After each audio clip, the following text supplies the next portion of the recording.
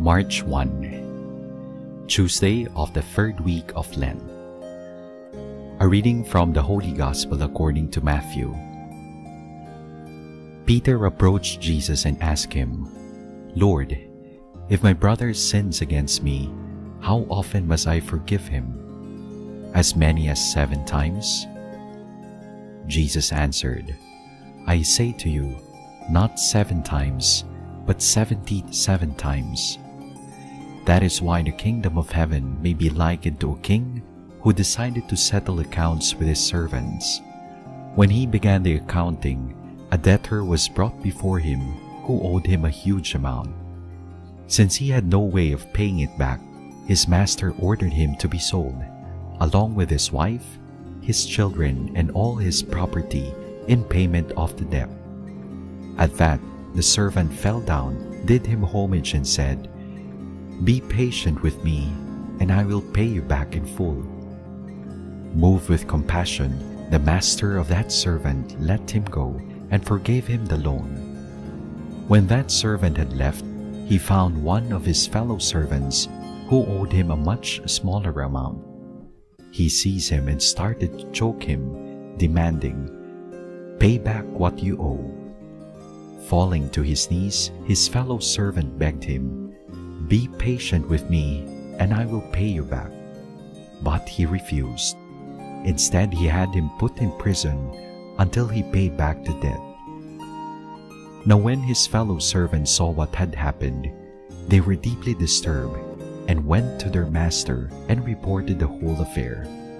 His master summoned him and said to him, 'You wicked servant, I forgave you your entire debt because you begged me to.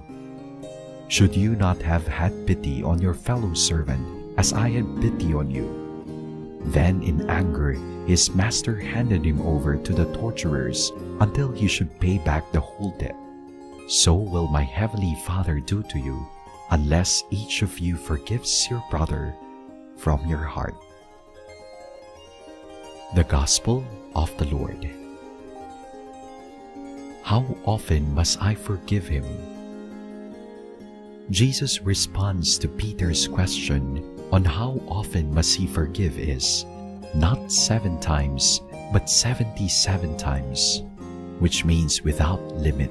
Forgive literally means give before. To forgive, therefore, means to give even before the offender says sorry. Jesus underlines the importance of forgiveness by giving a parable about a forgiven servant who does not in turn forgive his debtor.